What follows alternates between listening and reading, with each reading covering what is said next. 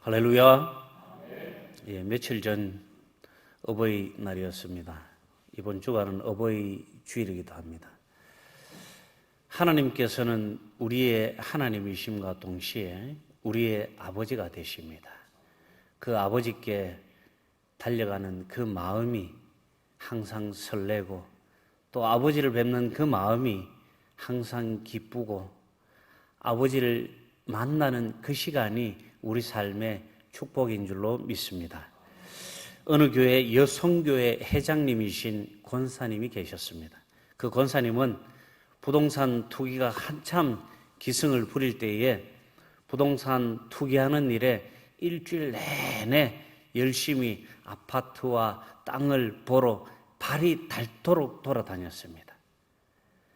그런데 그분이 주일 저녁 여성교회 헌신 예배 사회를 맡게 되었습니다. 주일 오후에도 이곳저곳 아파트와 땅을 열심히 보러 다니다가 저녁 예배 시간이 다 되어서야 급히 교회에 오게 되었고, 사회를 보러 단상에 강대상에 올라오게 되었습니다. 그 권사님께서는 이제 거룩하고 경건한 모습으로 예배의 부름을 낭독하고 찬송가를 부를 시간이 되었습니다. 권사님께서는 거룩하고 경건한 모습으로 자신 있게 말했습니다. 우리 모두 찬송가 109동을 부르겠습니다. 예배당 안에는 순간 웃음바다가 되어버렸습니다. 그런데 그 권사님만 그 이유를 모르고 계시는 것이었습니다. 모래와 씨앗은 겉보기에는 똑같습니다. 그러나 모래는 생명이 없고 씨앗은 생명이 있습니다. 가치와 판단은 겉모양의 크기나 꾸밈에 있는 것이 아닙니다. 그 생명력에 있는 것입니다. 경건은 경건의 형식과 모양에 있는 것이 아니라 경건은 경건의 생명에 있는 것입니다. 경건은 나의 삶을 하나님께 맞추어서 살아가는 것입니다. 거짓된 경건은 우리가 경계하고 두려워해야 할 병든 모습이기도 합니다. 혹시 요즘 계속되는 코로나로 인해서 우리 예배의 모습이 너무 형식에 그치는 것은 아닌지 다시 한번 생각해 보시기 바랍니다. 우리가 거룩하고 경건하다는 것은 우리의 몸과 마음이 어디에 있든지, 내가 어떻게 살아가더라도 하나님 아버지께 더 가까이 맞추어서 살아갈 때 비로소 거룩하고 경건해지는 것입니다. 우리가 진정한 아버지 되시는 하나님께 경건하고 신령한 예배로 감사와 찬양으로 영광을 드리는 여러분들 모두 되시기를 소망합니다. 하나님은 전능하시며 위대하신 분이십니다. 위대하신 하나님께서 우리의 아버지가 되십니다. 그분은 우리에게 아무것도 요구하지도 바라지도 않으십니다. 그러면서 그분은 그분의 모든 것을 우리에게 아무 조건 없이 그냥 주시는 것입니다. 우리에게 모든 것을 아낌없이 주는 하나님 아버지의 자녀인 우리는 아버지 하나님을 기쁨으로 섬기며 찬양하며 예배 드려야 하는 것입니다. 우리가 하나님 앞에 나아갈 때는 기쁨으로 그분을 섬기며 노래해야 합니다. 어린아이가 아빠를 만날 때 얼마나 기쁜 마음으로 뛰어갑니까? 잘 걷지도 못하는 그 걸음으로 총총걸음을 걸으며 아빠가 올 때 뛰어가서 아빠의 품에 안기는 그 어린아이의 그 마음, 그 어린아이의 그 모습이 우리의 모습이어야 하는 것입니다. 하나님을 만날 때, 아버지 하나님을 만날 때 이 아이의 심정으로 주님을 만나고 주님을 만나는 것을 기대하며 사모해야 하는 것입니다. 왜냐하면 우리는 하나님의 피조물로서 우리의 창조주 되시는 하나님을 높이고 경배해 드려야 하는 것입니다. 하나님은 죄악으로 가득 찬 우리를 불러주시고 하나님께로 나아올 수 있도록 해주셨습니다. 2절 말씀에 기쁨으로 여호와를 섬기며 노래하면서 그의 앞에 나아갈지어다는 하나님의 백성들이 하나님께 예배드리라는 강력한 권고입니다. 하나님의 백성들인 우리는 어떤 예배를 드리든지 간에 은밀한 예배나 가정 예배나 모든 공적인 예배나 사적인 예배나 상관없이 하나님 앞에 나아가며 하나님을 섬기며 감사와 찬양으로 예배드리며 하나님께 영광을 드려야 하는 것입니다. 기쁨으로 여호와를 섬기며 예배를 드리며 우리는 거룩한 기쁨을 느끼며 실제로 하나님을 만나고 섬기며 찬양하게 되는 것입니다. 복음시대의 예배자들은 기쁨이 넘쳐야 합니다. 예배자는 기쁨이 없으면 죽은 예배를 드리는 것과 마찬가지입니다. 예배자가 기쁨이 없다면 살아있는 하나님이 아니라 허구 속에 우상 속에만 존재하는 하나님을 만나는 것입니다. 우상 속에 하나님을 만날 수가 있습니까? 만나지 못합니다. 그저 예배의 형식에 그치고 종교 생활을 하는 것에 그치게 되는 것입니다. 그러나 우리가 기쁨의 예배자가 되어서 찬양으로 하나님을 찬양하고 그 찬양의 노래를 부름으로써 하나님 앞에 나아갈 때 비로소 우리의 예배가 축제가 되는 것이고 우리의 예배가 생명의 잔치가 되는 것입니다. 예배는 하나님께서 우리에게 생명을 주시는 시간입니다. 예배는 우리가 우리의 삶을 하나님께 맞추어서 생명을 충전하는 시간입니다.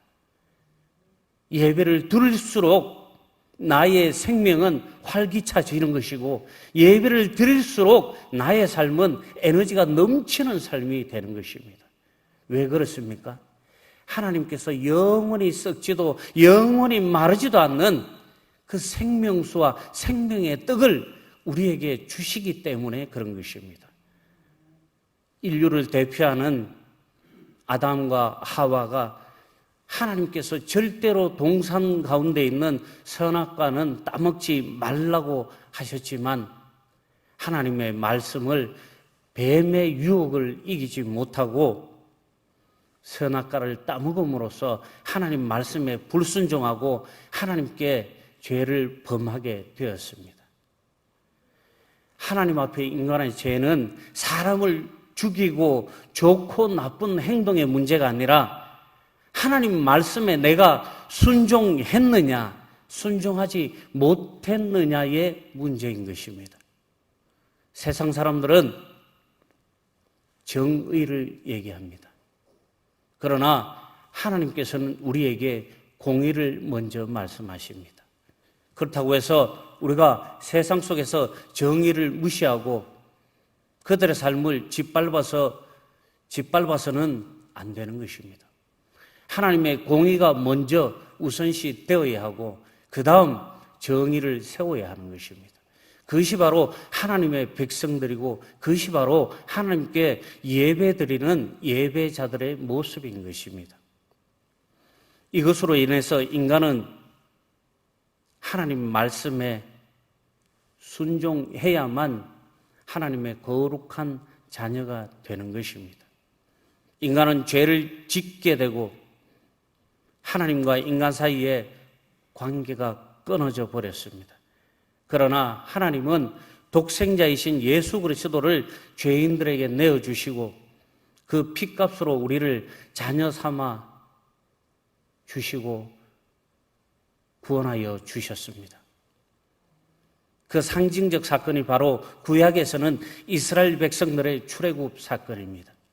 출애굽 이후에 사람들은 구원자이신 창조주 하나님 앞에 나아가서 기쁨으로 그분을 찬양할 수 있게 되었고 히브리서 4장 16절 말씀에 그러므로 우리는 긍휼하심을 받고 때를 따라 돕는 은혜를 얻기 위하여 은혜의 보좌 앞에 담대히 나아갈 것이니라. 아멘. 이 시대를 살아가는 우리도 예수 그리스도의 은혜로 구원을 받은 우리는 누구든지 하나님의 은혜의 보좌 앞에 나아가 예배 드릴 수 있게 되었습니다. 위대하신 전지전능하신 하나님께서는 우리를 지으신 창조주 하나님이십니다. 우리는 그분의 것이고 그의 백성이요, 그분의 자녀요, 그분의 먹이시는 양입니다. 우리는 하나님의 형상에 따라서 지어진 하나님의 최고의 걸작품들입니다. 하나님은 그렇게 지은 우리를 하나님의 자녀로 삼아주셨고 친구로, 신부로 불러주셨습니다.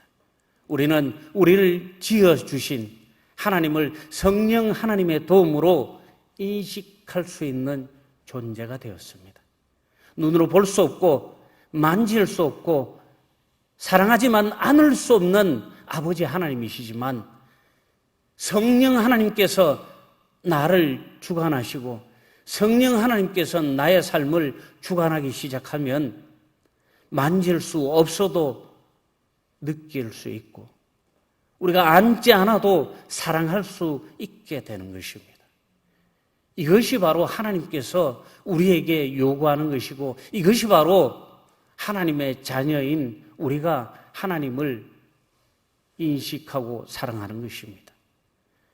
나를 지으신 하나님께 나아가서 감사드리며 예배 드릴 수 있는 것, 나를 지으시고 나를 세워주시고 나에게 주신 사명을 깨닫고 하나님께서 기뻐하시는 뜻을 이루며 살아갈 때 하나님께서 주시는 참 기쁨을 누리고 섬기며 하나님을 찬양할 수 있는 것입니다. 여호와 하나님은 목자가 양을 먹이듯이 우리를 먹이시고 기르십니다. 우리는 하나님의 자녀이기 때문에 하나님께서 제공하시는 것들을 받아서 누릴 수가 있습니다. 하나님의 자녀이기 때문에 하나님께서 우리에게 주시는 것을 우리는 받을 권리가 있다는 것입니다. 하나님의 자녀가 되지 못하고 하나님을 만나지 못하고 하나님을 사랑하지 못한다면 하나님께 나아갈 수도 없을 뿐더러 하나님께서 우리에게 주시는 이 모든 권리를 누릴 수도 없는 것입니다. 하나님의 자녀임에도 불구하고 하나님께서 허락하시는 혜택들을 누리지 않는 것은 오히려 하나님을 섭섭하게 하는 것입니다. 예전에 어렸을 때 부모님들이 우리에게 무언가를 주셨는데 그것을 하지 않고 내버려 버린다면 부모님께서 얼마나 섭섭해 하십니까?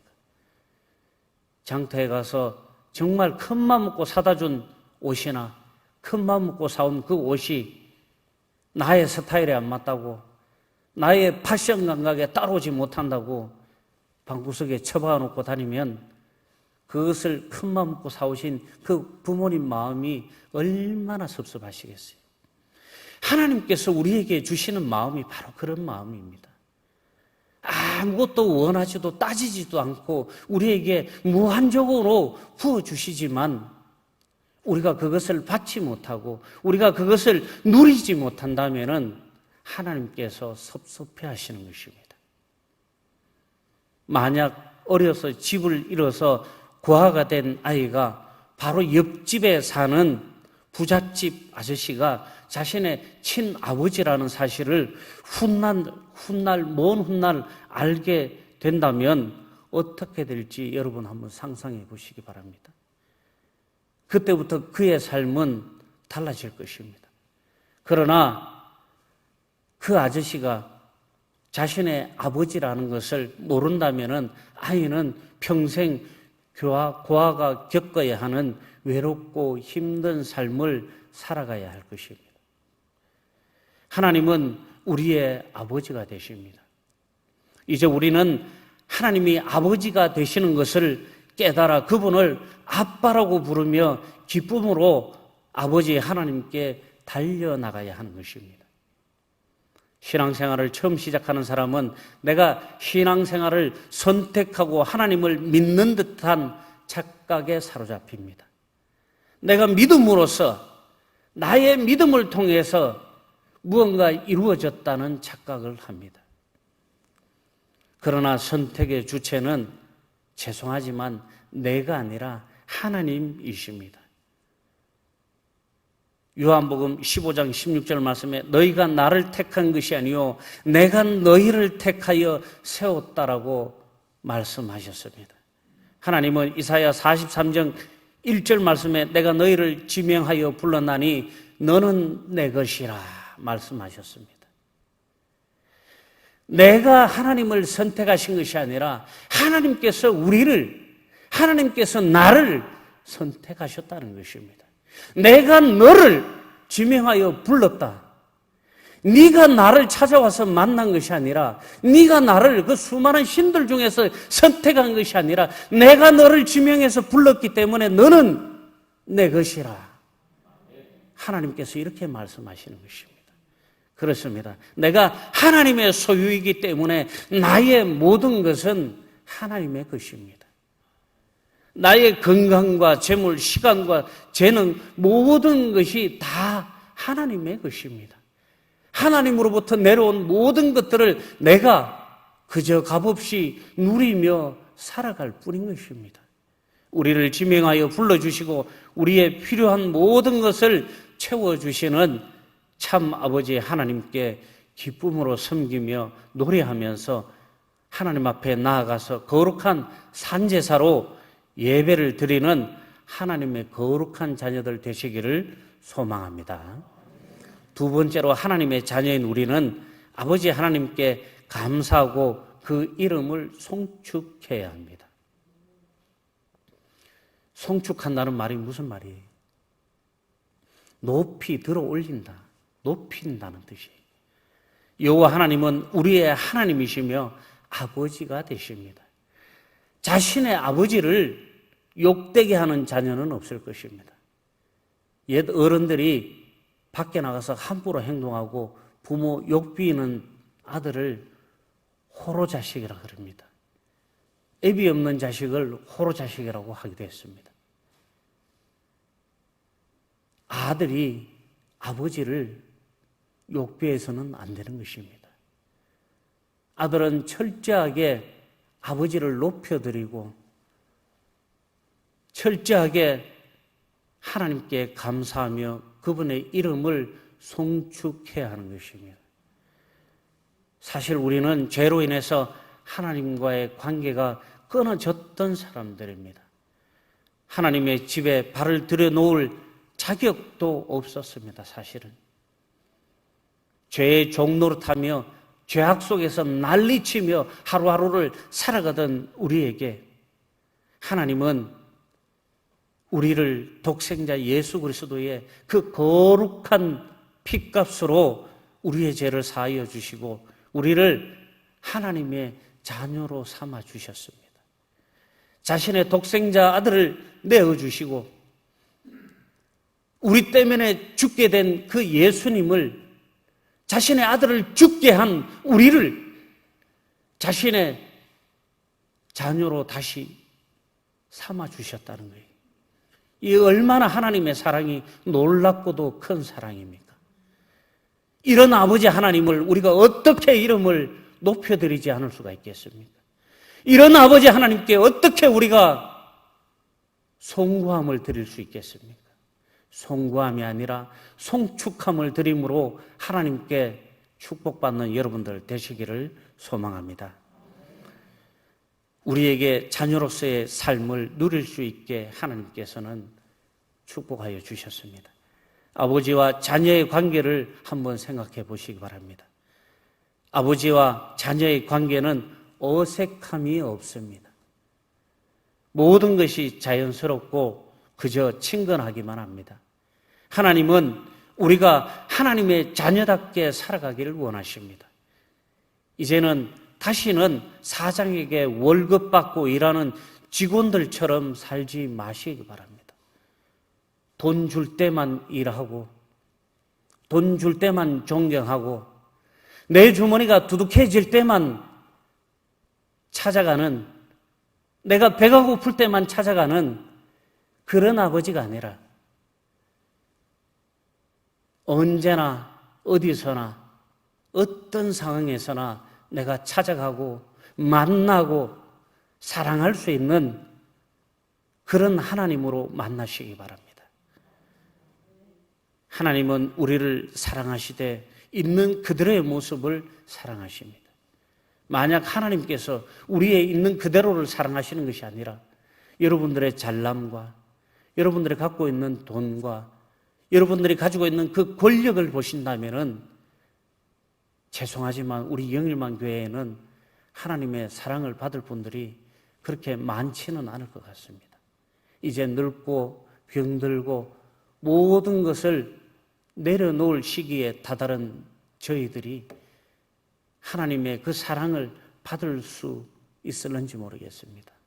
하지만 다행스럽게 하나님께서는 우리의 중심을 보아주시고 우리의 그 있는 그대로의 모습, 잘나거나 못나거나 어떻게 생겼든지 간에 그대로의 모습을 하나님께서는 보아주시고 사랑해 주신다는 것입니다.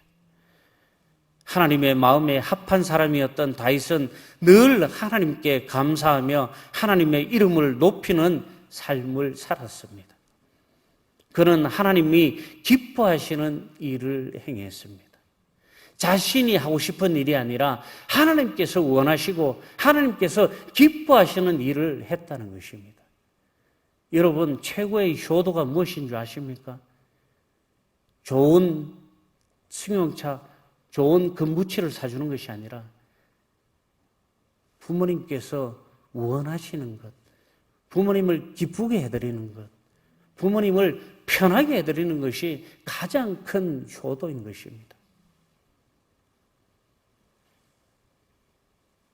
이 다윗은 이런 마음으로 날마다 하나님께 효도했던 것입니다. 우리의 삶도 다윗처럼 날마다 하나님께 효도하는 여러분들 되시기를 소망합니다. 다윗은 하나님께서 요구하지도 않았음에도 불구하고 성막을 준비하고 언약궤를 가져왔으며 성전을 지을 준비를 완벽하게 해놓았습니다. 우리는 하나님의 집에서 다윗과 같은 마음가짐으로 하나님을 섬기며 만나야 하는 것입니다. 다윗과 같은 마음으로 하나님께 효도하며 다윗과 같은 마음으로 하나님의 이름을 송축해야 하는 것입니다. 여호와 하나님은 이 세상을 창조하시고 섭리하시는 위대하신 분입니다. 또한 그분은 너무나 아름다우신 분이십니다. 5절에서 시인은 여호와는 선하시고 그 인자하심이 영원하고 그 성실하심이 대대에 미친다고 고백하고 있습니다. 만약 여호와 하나님께서 선한 분이 아니시라면 죄인인 우리를 구원하시기 위해 어떻게 자신이 사랑하는 한 분밖에 없는 그 독생자 예수 그리스도를 우리에게 내어주시고 십자가에서 고통받으며 피 흘리시게 하셨겠습니까? 요한복음 3장 16절에 하나님이 세상을 이처럼 사랑하사 독생자를 주셨으니 이는 그를 믿는 자마다 멸망하지 않고 영생을 얻게 하려 하심이라. 아멘. 우리를 사랑하시고 우리를 구원하시기 위해 우리를 영원히 하나님의 나라에 거하게 하시기 위해서 하나님께서 기꺼이 사랑하는 아들 예수 그리스도를 내어주셨다는 것입니다. 또 하나님의 인자하심, 즉 사랑은 영원합니다. 여호와 하나님이 피조물에 베푸시는 사랑은 세상 사람들이 나누는 그 사랑과는 다릅니다. 세상의 그 값싼 사랑이 아니라 정말 가치 있고 영원히 변하지 않는 사랑입니다. 세상 사람들의 사랑은 변하기 쉽습니다. 그러나 하나님의 사랑은 영원히 변하지 않습니다. 그분은 전지전능하심으로 우리를 영원히 사랑하십니다. 또 하나님의 성실하심은 하루 이틀 만에 끝나는 것이 아니라 대대에 미치며 하나님의 역사는 그분의 성실하심을 통해서 아브라함 때부터 지금까지 창세 전부터 지금까지 계속 이어져 내려오고 있는 것입니다. 절대 변하시지 않는 하나님, 그 하나님을 향해 우리가 해야 할 일은 바로 찬양과 송축입니다. 만약 우리가 찬양하지 않으면 돌들로 찬양하게 한다고 말씀하셨습니다. 하나님의 자녀인 우리들이 찬양하지 않으면 저 길거리에 있는 돌들이 하나님을 찬양하게 하신다고 했습니다. 온 마음과 정성을 다해 하나님을 높이는 것은 구원받은 그분의 자녀들이 마땅히 해야 할 일입니다. 우리를 구원하여 주신 참 아버지 하나님께 감사하며 송축함으로 하나님께 영광을 드리는 우리 영일만 가족 모두 되시기를 소망합니다. 마지막으로 하나님의 자녀인 우리에게 아버지 하나님의 선하심과 인자하심으로 하나님께서 구원의 복을 주셨습니다. 하나님의 선하심과 인자하심 그리고 성실하심이 우리의 삶을 행복하게 만들어 주었습니다. 우리는 어떻게 구원을 받았습니까? 로마서 1장 17절 말씀에 복음에는 하나님의 의가 나타나서 믿음으로 믿음에 이르게 하나니 기록된 바 오직 의인은 믿음으로 말미암아 살리라 함과 같으니라. 바울 사도는 믿음으로 구원을 받는다고 말씀하고 있습니다. 이 구절은 구약 성경의 하박국서 2장 4절 말씀을 인용한 것입니다. 보라 그의 마음은 교만하며 그 속에서 정직하지 못하나 의인은 그의 믿음으로 살리라. 아멘. 여기서 그의 믿음의 그는 누구를 가리키는 것일까요? 흔히 의인을 가리키는 것으로 생각합니다. 이렇게 생각하면 의인은 하나님에 대한 믿음으로 산다는 해석이 됩니다. 그러나 성경 사본 중 일부는 그가 의인을 가리키는 것이 아니라 여호와 하나님 자신을 가리킨다고 해석하기도 합니다. 이렇게 되면 하나님께서 우리에 대해 가지신 그 믿음 덕분에 사람이 사는 것이 됩니다. 좀 전에도 말씀드렸지만 내가 믿어서 하나님을 믿는 것이 아니라 하나님께서 계획하시고 하나님께서 나를 지명하여 불렀기 때문에 내가 하나님의 자녀가 되는 것이고 내가 하나님으로부터 의롭다 칭함을 받게 되는 것입니다. 성경에서 믿음은 하나님께 자신의 삶을 바꾸는 태도를 말합니다. 세상적인 삶에서 하나님을 향한 하나님 말씀에 순종하는 삶으로 나의 삶을 바꾸는 것을 믿음이라고 말씀하는 것입니다. 이것을 우리는 신앙이라고 부릅니다.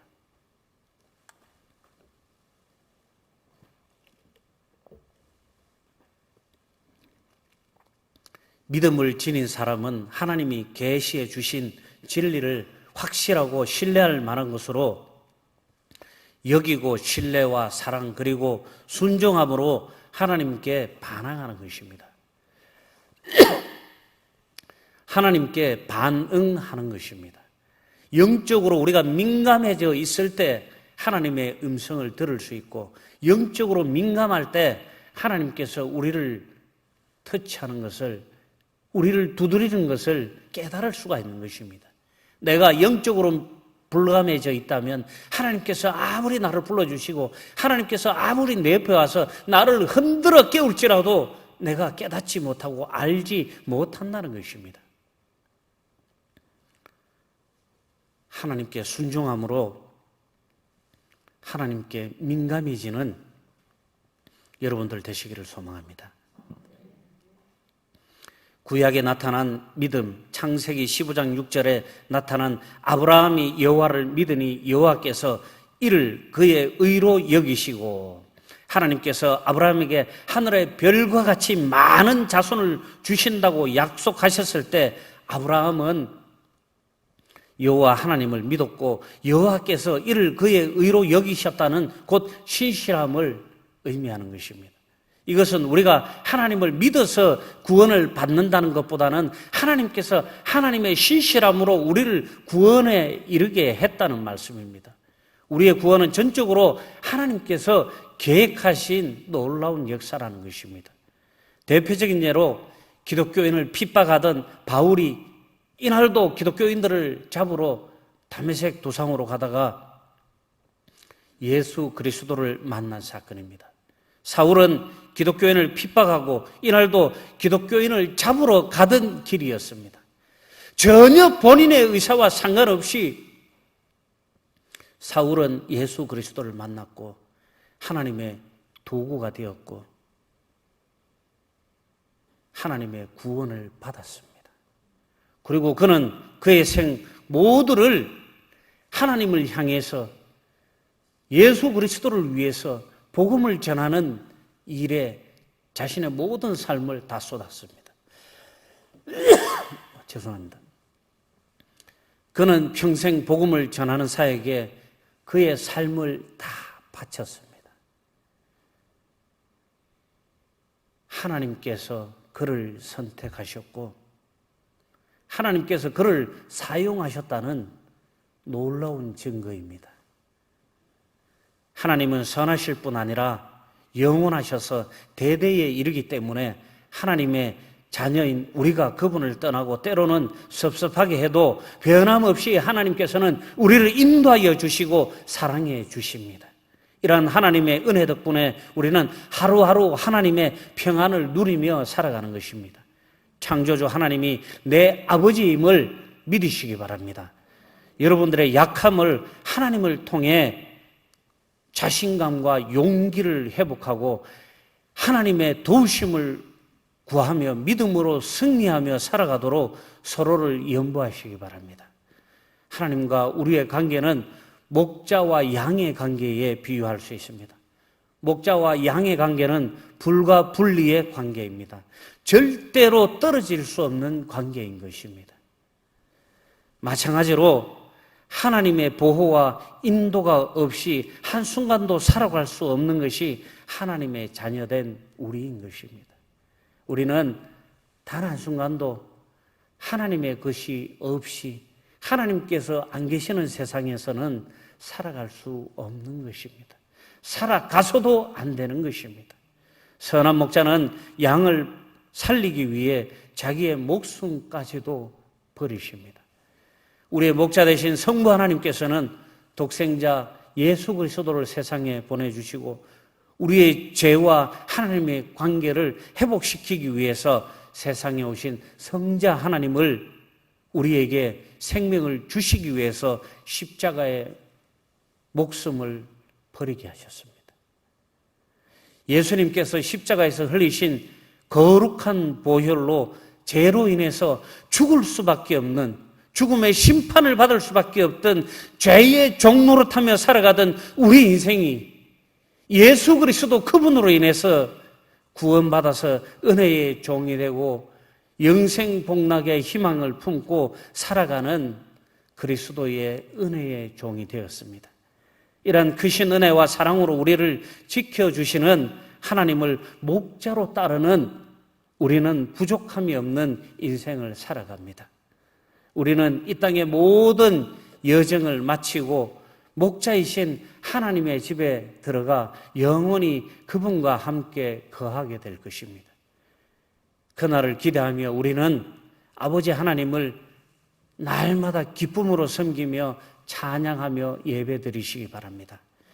하나님께 감사하고 그분의 이름을 송축하시기 바랍니다. 그럴 때 하나님께서 선하심과 인자하심으로 하나님의 자녀인 우리에게 구원의 복을 주실 때 하늘의 천국 소망과 영생 복락을 누리며 살아가는 우리 영일만교회 모든 가족들 되시기를 주님의 이름으로 축복합니다. 기도하겠습니다. 사랑의 하나님 감사합니다.